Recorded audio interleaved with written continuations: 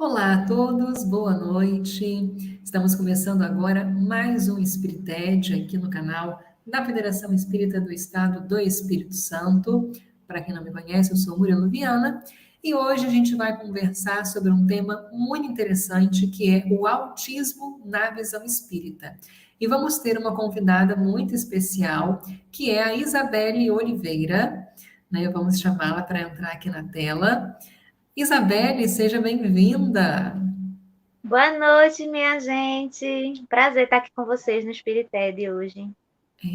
Para quem já acompanha a gente, né, lá pelo Letra, deve estar estranhando, meu Deus, é conversa fraterna? Não, não é uma conversa fraterna, é o Espirited. Até estávamos brincando nos bastidores, né, que é a segunda vez que a gente faz um programa junto que não é o nosso programa. Unidos pelas coincidências da vida. Exatamente. Isabelle, se apresente para o pessoal, fale um pouquinho sobre você e fique à vontade para poder desenvolver esse tema que é muito interessante, né? Bom, gente, sou Isabelle, originalmente pernambucana e hoje moro no Rio de Janeiro. Estudo Espiritismo há cerca de 18 anos. Entrei na doutrina por curiosidade, quando tinha por volta de 15 anos, e eu sentia muita curiosidade, queria mais. O que eu via não me bastava. Então, quando eu conheci o Espiritismo, a parte científica e filosófica, simplesmente me encantei e já tenho quase uns 19 anos que estou nessa vida e amo, não quero sair dela. O Espiritismo mudou minha vida e é muito bom estudar isso e passar conhecimento e aprender cada vez mais. Fui por muito tempo evangelizadora, trabalhei, foi meus primeiros trabalhos na Casa Espírita, a evangelização infanto-juvenil é minha grande paixão, foi o que eu atuei bastante em Pernambuco. Hoje estou como comunicadora e colunista do Letra Espírita, escrevo alguns artigos, inclusive o tema de hoje vai ser baseado sobre um artigo que eu escrevi, que está lá no blog do Letra Espírita, se vocês quiserem acompanhar, e ler todo o artigo na íntegra, Autismo, um olhar espírita. E também, como o Murilo já falou, a gente faz o Conversa Fraterna juntos, né? Que é 2 vezes ao mês, segundo, primeiro e terceiro domingo do mês, a gente tá junto com a galera lá do Letra Espírita. E é isso. Segundo Kardec, o maior bem que podemos fazer para o Espiritismo é divulgá-lo de forma correta. Então, esse é o nosso maior compromisso. E é um prazer estar com vocês hoje. E dando continuidade e falando sobre esse tema que eu amo, né? É um tema muito especial para mim por ter pessoas autistas de minha volta, mas não só por isso, pela importância que esse estudo nos traz, para a gente ter um olhar diferenciado para esses nossos irmãozinhos que reencarnam como autista. Para falar sobre autismo, eu acho que muitas coisas antes precisam ser esclarecidas e a gente não pode ignorar quando a gente vai fazer qualquer estudo, tanto a parte física como neurológica e espiritual. Então, não tem como a gente dividir a trilogia que é nosso corpo sem trabalharmos tudo isso em conjunto, né? Então, antigamente, isso eu já vi até foi uma pergunta que estava falando, que fizeram nos comentários, quando o pessoal do Spirited fez essa divulgação da live, que uma pessoa perguntou: antigamente não tinha tantos autistas assim. E era uma reflexão que muita gente hoje em dia ainda faz, mas de repente apareceu tantos autistas assim. Será que a espiritualidade está mandando cada vez mais autistas para reencarnar? Ou a gente que não se dava conta porque não tinha um estudo suficiente para isso, né? E antigamente era identificado 2 ou 3 autistas a cada 10 mil pessoas. Hoje, tem um a cada 160 pessoas. Então, não é que a espiritualidade simplesmente está mandando mais autistas para a Terra. É que hoje pode-se fazer esse diagnóstico de uma forma mais simples e as pessoas estão percebendo mais. Se a gente for fazer uma análise histórica, inclusive das nossas crianças. As pessoas, principalmente na Idade Média, tinham filhos apenas para reprodução. Primeiro, as pessoas tinham filho para reprodução. A gente já vê isso lá na Gênese, na própria Bíblia. Depois, as pessoas começaram a ter filhos para ter alguém para ajudar em casa. As crianças só vieram ter, dentro da história da infância, formas de ser humano mesmo, porque eram tratadas para simplesmente ser domesticadas. Então, não tinha nem valor de vida, por isso que a mortalidade infantil era tão alta. Então, as crianças não tinham essa observação. Não quer dizer que os pais não tivessem amor pelos filhos, mas as pessoas estavam sendo criadas assim. E a gente sabe que estamos em um mundo de provas e expiações que já foi primitivo. Então, a humanidade vai evoluindo e o planeta vai evoluindo junto.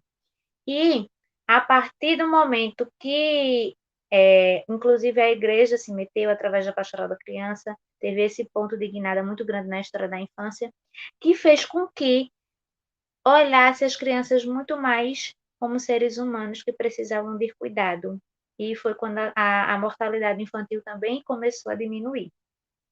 Nos últimos anos, começaram a fazer esses estudos neurológicos por perceber muito déficit na escola, entre tantas outras coisas. A ciência foi evoluindo, a neuropsicologia, a psicopedagogia.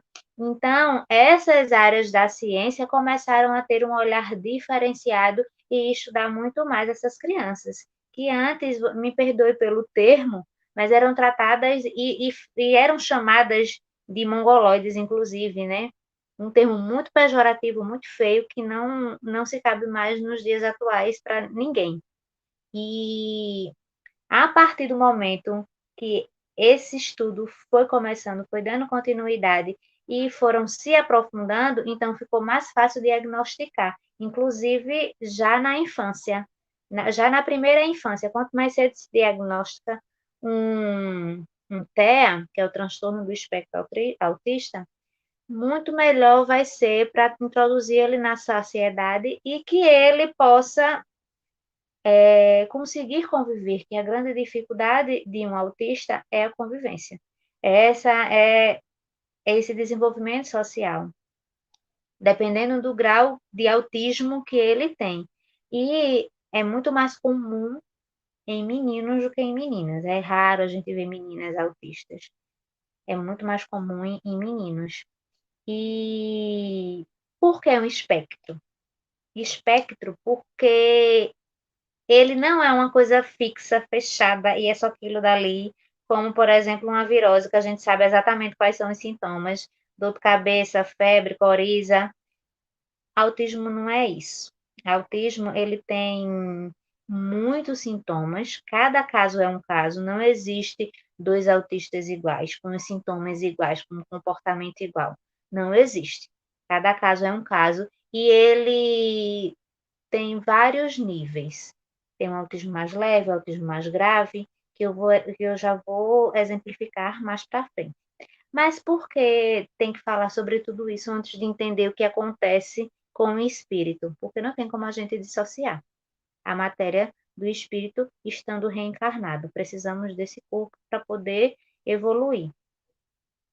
E a gente pode classificar em três: o autismo clássico, o autismo de alto desempenho, que chamam de Asperger, e o distúrbio global de desenvolvimento sem outras especificações, que ele é muito leve. Então, no autismo clássico são aqueles mais severos, né, onde a gente vê o autista que ele nem consegue interagir com as pessoas, não consegue ouvir barulho, alguns parece que estão em estado de transe constante, não conseguem dialogar, eles ficam fechados simplesmente naquele próprio mundo e é muito mais difícil de lidar e de tratar esse tipo de autismo. Precisa-se de uma equipe multidisciplinar que trabalhe com mais afinco para tratar. E é muito necessário que a família queira fazer isso, queira fazer esse trabalho, queira fazer esse acompanhamento com essa criança. Esse é o espectro autista clássico, que é um dos mais severos, onde se encontram os mais severos. Já no de alto desempenho, eles têm uma inteligência extraordinária. Eles têm um foco. Todos, na verdade, eles só conseguem prestar atenção no que eles querem, né? Exatamente naquilo que eles querem, que interessa. Muitas pessoas dizem que autistas é como se não tivesse sentimentos, como se não se envolvesse, mas não é, ou como se eles não quisessem prestar atenção no que você está falando. Ele até está ouvindo, mas ele não presta atenção porque não interessa. Isso não significa que ele não gosta de você, não gosta de lhe dar atenção, mas ele é seletivo com os assuntos que ele quer. E o Asperger, ele, ou autista de alto desempenho, ele tem uma capacidade de aprendizado naquilo que ele gosta. Ele se torna expert naquilo que ele quer, naquilo que ele gosta, naquilo que ele se interessa. Como, por exemplo, Messi. Messi é um autista Asperger. Então, ele é extraordinário naquilo que ele gosta, que é o futebol. Tem outros, tem muitas crianças autistas, por exemplo, que são apaixonadas por dinossauros. Então, vão dizer exatamente todos os detalhes de um dinossauro. É impressionante. Então, aquilo que eles gostam, eles são especialistas, eles são incríveis, mas eles têm outras dificuldades, dificuldade de, principalmente na de convivência com as pessoas, né? E também dentro do Asperger vai ver uns mais severos, outros mais tranquilos, vai depender. E às vezes até o comportamento pode variar de acordo com o seu humor, ou se a criança ou o adulto, adolescente, aquele TEA tiver sido contrariado, por exemplo, ele pode ter uma reação agressiva. Então, vai depender muito. E também precisa de uma equipe multidisciplinar, porque ele pode ser uma sumidade em fazer desenhos e pode não conseguir simplesmente formar uma palavra, né? Então, ele tem um processo de aprendizagem diferente. O cérebro de um autista funciona de uma forma diferente. Então, ele não consegue ter as mesmas funções neurológicas que os neurotípicos, que somos nós que não temos autismo. Somos chamados de neurotípico. Aquelas pessoas que têm autismo são chamadas de neuroatípicas. Então, que são os autistas. As neuroatípicas. E o cérebro ele funciona de um jeito totalmente diferente. Existem partes do cérebro, principalmente aquela que comanda essa parte da socialização, da, da forma de aprendizagem e de tudo mais. Tem partes que simplesmente ou funcionam ruim ou não funcionam, né? A ciência ainda ela não sabe explicar o porquê ocorre isso, o porquê as pessoas nascem com autismo, desenvolvem autismo. E ainda não sabe explicar. Simples, mas hoje, pelo menos, há como tratar, há como cuidar desses irmãozinhos que precisam disso. E a gente trazendo para a visão espírita, trazendo esse novo olhar e vendo esses irmãos como seres de vida futura, a gente percebe que tem várias nuances e tem várias possibilidades, né? Em alguns estudos, na própria codificação não se fala exatamente de autismo, se fala de pessoas que vieram com problemas neurológicos, e alguns problemas psicológicos também, que normalmente é para reestruturação mental. Quando se fala em reestruturação mental, a gente fala também no tocante do perispírito, porque o que nos transforma na matéria atinge o perispírito, o que consequentemente atinge o espírito, que é a roupa, que é a nossa roupinha especial e nosso HD, onde a gente armazena absolutamente tudo das reencarnações. E, minha gente, quando a gente fala nessa reestruturação mental, depois que um espírito que reencarna com um transtorno do espectro autista, ele não volta mais para, mesmo que ele seja daquele mais severo, onde ele não consiga sequer falar, mas ele tem essa bênção de ter essa reestruturação mental e voltar com um comportamento diferente para a pátria espiritual. São pessoas que a gente tem algumas explicações, algumas possibilidades. pode ser pessoas que em outras reencarnações afetaram muito a sociedade de diversas formas, como com uma frieza muito grande no trato com as pessoas, maltratando, sendo maldoso de várias e várias formas, e atingindo diretamente a forma como ele se socializava, onde teve alguns atos perversos, né? E precisou reencarnar para fazer essa reestruturação mental, para que ele voltasse para a parte espiritual de uma forma diferente e muito mais suave daquilo que ele tinha atuado em outra existência. Além disso, alguns autistas que se fecham muito para si, eles carregam um peso muito grande das suas atitudes. Eles querem fugir da realidade, muitas vezes fugir daquela lembrança, e ficam imersos em um mundo só deles, porque o espírito não aceita muitas coisas que ele fez. A consciência pesa tanto que ele não consegue interagir, prefere se fechar, porque ele quer esquecer e fica num estado meio que sonambúlico. A gente pode, assim podemos dizer, né? Às vezes, quando a gente está com um problema muito grande, a gente tem essa experiência aqui na Terra já encarnados, sem precisar ter autismo. Quando a gente está com um problema muito grande ou com a consciência muito pesada, e às vezes a gente diz assim, eu só quero dormir para esquecer. A gente pode trazer esse exemplo para esse caso. Além disso, de querer fugir dessa realidade da própria consciência,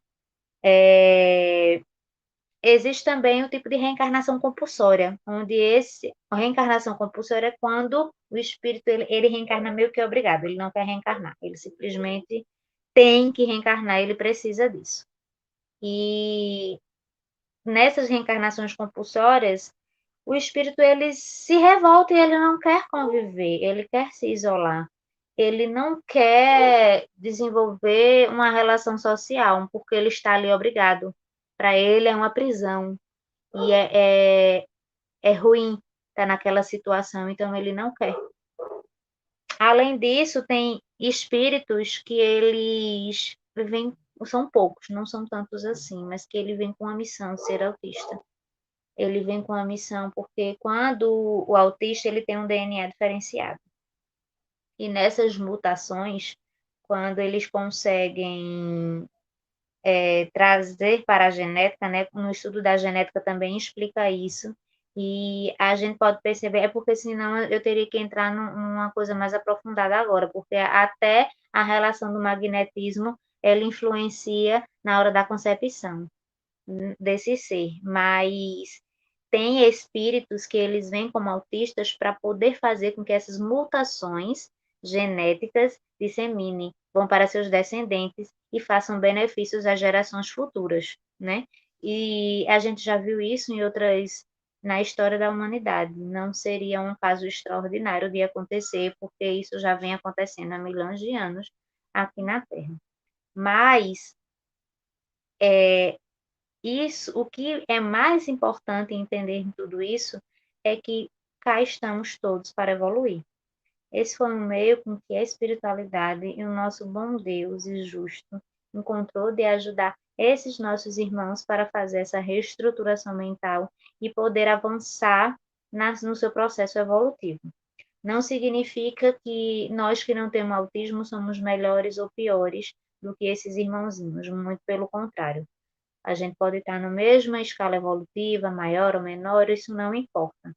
Mas o que importa é que nós, né, e principalmente aqueles que são cuidadores de pessoas autistas, essas pessoas tenham amor, tenham carinho, tenham compreensão, tenham paciência, mas principalmente ajudem na socialização e na harmonização dessa criança, desse jovem, junto à sociedade.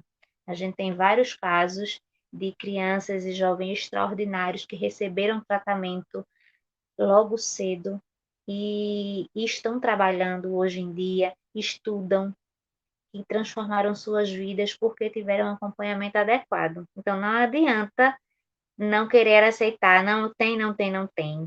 Muitas pessoas dizem isso, não querem aceitar e o diagnóstico e o tratamento acaba sendo muito tardio. E a nossa grande missão, enquanto neurotípicos, é auxiliar essas pessoas nesse processo reencarnatório, entendendo que todos nós estamos nessa parte espiritual para aprender, tanto na terrena quanto na espiritualidade. Então, meus amores, essa é a grande mensagem. Espero que vocês tenham conseguido compreender, mas estou aberta às perguntas e espero que tenham muitas dúvidas, porque quanto mais a gente tem dúvidas, significa que mais estamos absorvendo conteúdo. É verdade, excelentes esclarecimentos e explicações da Isabelle a respeito desse assunto, que gera tantas dúvidas, né? E nós temos aqui alguns comentários já. Olha só, o Adilson comentando: meu filho é Asperger. Temos também aqui o comentário da Mari: o que acha que pode ser melhorado dentro das casas espíritas para acolher melhor pessoas com TEA? Arrasou na pergunta, Mari. Primeiro, se entender o que é o TEA, principalmente para quem trabalha diretamente com as crianças, né? Porque hoje em dia é muito mais fácil tratar com as crianças do que com os adultos, vendo o período que se começou realmente a ter esse entendimento maior e a ciência evoluiu. Então, os adultos que hoje têm autismo não tiveram o mesmo acompanhamento que essas crianças estão tendo. Se faz necessário que prepare esses trabalhadores da casa, principalmente para entender o que se é e como agir.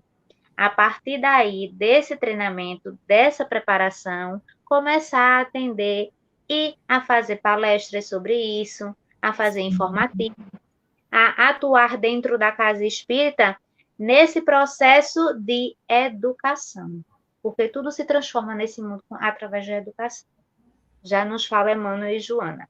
Então, a partir disso, a partir do momento que você dá esse conhecimento, as pessoas vão sentir a necessidade de fazer diferente e as ações vão começar a aparecer, né? Como o próprio Pestalozzi, cabeça, corações e mãos. Então, é o pensar, sentir e agir. Quando a gente absorve esse conteúdo, a gente sente a necessidade de fazer a transformação e posteriormente colocar tudo isso aí em prática. Então, as casas espíritas, elas precisam se preparar e conscientizar o seu público e dar abertura para que esse próprio público traga suas crianças autistas para participar, primeiramente, da escolinha de evangelização. E daí as coisas acontecem. Sim. A Maria Eduarda comentou: meu filho é autista nível 3 de suporte. E também enviou uma dúvida aqui: seria possível trabalhar só com músicas e brincadeiras na evangelização com crianças com TEA? Só com música e brincadeira vai depender muito de como essas crianças vão absorver, porque tem TEA que não consegue ouvir música alta, tem dificuldade de ouvir música. Tem TEA que quer ouvir a mesma música o tempo todo. Então, precisa se entender as características, né, dessas crianças para poder preparar as aulinhas. É necessário que os educadores tenham esse feeling de fazer esse reconhecimento do seu público. A evangelização em si, ela se pede que seja trabalhada de uma forma muito mais lúdica, né? Através de historinhas, de brincadeiras, de teatro e de tantas outras coisas. Mas a linguagem com o Té é diferente, porque o Té ele entende tudo de forma literal. Então tem que ter cuidado, inclusive, com as brincadeiras. Mas o mais gostoso que seria que as crianças, além do educador, abraçassem esse TEA. Por quê? Essas crianças, elas vão ser fundamental para essa convivência dessa criança autista no meio das neurotípicas.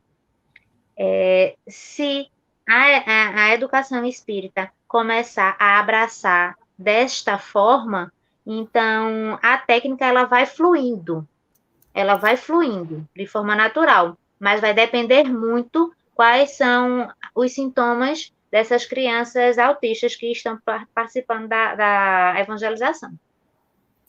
Muito bom. A Beatriz comentou: participo de uma oficina de música espírita que conta com uma jovem com TEA no grupo. Ela possui 16 anos, mas possui maior dificuldade para aprendizado. Teria algum conselho para melhorar a vivência dela dentro da oficina?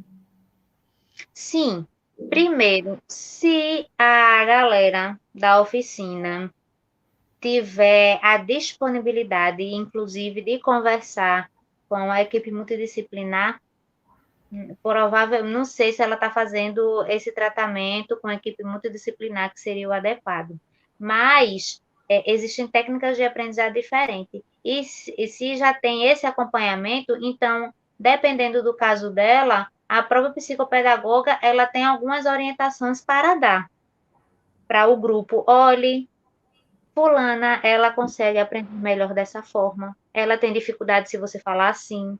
Então, seria mais interessante que fizesse assim, assim com ela. Existem várias formas.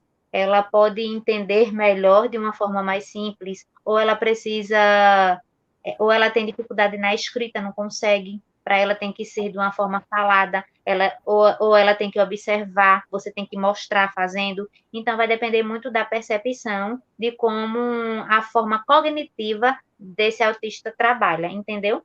Se vocês tiverem condições de ter esse contato com a neuropsicopedagoga ou com a neuropsicóloga que cuida do caso dela, creio eu que ela vai dar mais possibilidades no aprendizado dessa jovem, né? E eu acho importantíssimo esse acolhimento que vocês estão fazendo. É lindo, parabéns. Muito bom. Bom, já estamos caminhando, né, para o nosso encerramento daqui a pouquinho, faltam 10 minutinhos aproximadamente. Alguma pergunta a mais? Podem mandar aqui. Enquanto isso, olha só que divertido, né? A Renata comentou: vocês não são do Letra Espírita? Murilo e Isabelle são multicanais. Quase um multiverso, né? Renata, eu conheço ela, amiga. Renata acompanha a gente direitinho lá no Letra Espírita. Que bom que veio aqui assistir a live na FES. Estamos conversando sobre esse assunto que é bem interessante. Autismo numa visão espírita. É um assunto que é pouco abordado ainda dentro do meio espírita. E aí vem uma pergunta minha para a Isabelle, já que não temos perguntas novas aqui. Por que que você acha que esse tema não é tão abordado dentro do meio espírita? Por que que não se dá tanta atenção a esse tema? Porque, infelizmente, há temas que existem muitos milindres para ser trabalhado dentro do espiritismo. E as pessoas se interessam muito mais por eventos mediúnicos. Infelizmente. Mas, quando se abre esse espaço, como o Espiritério está fazendo, o próprio Letra Espírita também, para que isso possa ser falado, o grande público ele vai querer. Porque hoje tem muitas e muitas pessoas que são diagnosticadas, tem muitos pais, tem muitos parentes, muitos cuidadores de autistas que precisam de informação e muitas vezes são negligenciados porque a massa dentro do meio espírita quer tratar apenas de mediunidade ou de outras coisas. Mas imagina tudo que esse autista e essas famílias não precisam. Também precisam ser acolhidos, né? Também precisam. É uma demanda que quer ser ouvida, é uma demanda que precisa ser atendida. Sim, muito bom. Pedro está aqui também. Boa noite, Pedro. Pedro, Renata, perguntas para gente? Né? Olha, Maria concordou com a sua última fala, né? Disse aqui verdade. Bom, como não temos mais perguntas, vamos caminhando para o nosso encerramento, então. Nesses últimos. Olha só, chegou uma pergunta, só porque íamos caminhar para o encerramento. Luísa, o que você orienta para alcançar a interação da turma com a criança autista que se mostra avessa a qualquer tipo de comunicação? Primeiro que a gente não pode invadir o mundo desse autista de qualquer forma. Muitos autistas têm dificuldade até no toque. Ele não consegue ser tocado. Então, dependendo do grau desse autista, a melhor forma que a gente tem de fazer é tratá-lo com amor, com carinho. as crianças serem ensinadas a não debocharem, a não fazerem piada com ela, muito pelo contrário, acolher, oferecer ajuda, respeitando esses limites. Aos pouquinhos, quando essa criança se sente confiante, ela vai abrindo espaço, porque é outra característica do autista, né? Se sentir confiante. Pegar também informações com os pais. O que é que ele se interessa? Ele gosta de futebol? Ele gosta de desenho? Qual é o assunto que você vê que prende a atenção dele? E fazer com que, dentro da aulinha, as outras crianças interajam com ele dessa forma, mostrando como elas podem chegar até ele. Mas o importante e o primordial é educar essas crianças para acolher com amor. Porque imagine você eleger uma criança toda a aulinha para ser o monitor da aula. Vai ajudar a tia da evangelização a organizar a aulinha de hoje. Essa criança fica se achando. Bota ela logo para fazer uma oração de encerramento, alguma coisa do tipo, ajuda. E elas vão fazer isso com muita felicidade. Além de estar incentivando e trabalhando o protagonismo infantil, vai estar fazendo com que aquela criança ela fique se inserindo. E vai fazendo essa rotatividade até chegar no autista. Até lá, todos já vão ter se entrosado de alguma forma. Coloca esse autista como o último, mas coloca de algum jeito. E assim, com o passar do tempo, com todo esse trato de amor e de cuidado, ele vai se inserindo aos pouquinhos. Mas o meu conselho de sempre, e o principal, é você conhecer que tipo de autismo é. Porque quando a gente conhece alguém que a gente ama, fica mais fácil de dar presente, fica mais fácil de dar carinho, até de dar aquele puxãozinho de orelha, porque a gente conhece com quem está lidando, né? A mesma coisa eu aconselho com as pessoas que têm autismo. Tente conhecer, conheça seu público, conheça quem está na sua salinha de aula, que assim vai ficar tudo muito mais fácil, mais gostoso de se trabalhar. E lembre-se sempre de ter auxílio também da espiritualidade, né? Espiritualidade, quando a gente quer realmente fazer, a espiritualidade nos dá todo o apoio possível. É verdade. Bom, e para podermos encerrar agora, porque já está dando o nosso tempo, Isabelle, faça as suas considerações finais sobre esse tema. Meus amores, primeiro agradecer ao pessoal do Espirited e da FES por esse convite para falar de um tema que eu gosto muito. E a maior mensagem que eu posso deixar para vocês é a de amor. Jesus disse assim para a gente, amar ao próximo como a si mesmo. Mas o amor, ele precisa ser ativo. Porque um amor guardado dentro da gente, ele não funciona. A gente está amando para quem? A gente precisa amar para o próximo. A gente precisa desenvolver esse amor. E quando a gente tem um autista, é impressionante. Isso eu falo porque eu tenho na minha família. E é impressionante como eles nos faz amar de um jeito diferente, ver a vida e o mundo de um jeito diferente, porque a gente não só ensina um autista, não, minha gente, a gente aprende muito, muito, muito mesmo, porque são seres incríveis, independentes do grau que o autista tenha, se é clássico, se é Asperger, o que seja, eles têm uma forma de nos ensinar a amar pelo gesto, que é totalmente diferente. Além deles entenderem tudo de uma forma literal, ele também transmite isso de uma forma literal. Então, a grande mensagem de hoje é amar. Amar essas pessoas, dar todo o cuidado e todo o suporte que eles precisam para essa existência. Muito bom, Isabelle, agradecemos a sua participação, a sua presença no Espirited de hoje. Agradecemos também a todos que estão aqui com a gente, assistindo, acompanhando e que estão comentando que gostaram do estudo. Que bom, ficamos todos muito contentes com isso. Bom, estamos encerrando então o programa de hoje e em breve vamos ter mais um Espirited para todos. Fiquem com Deus.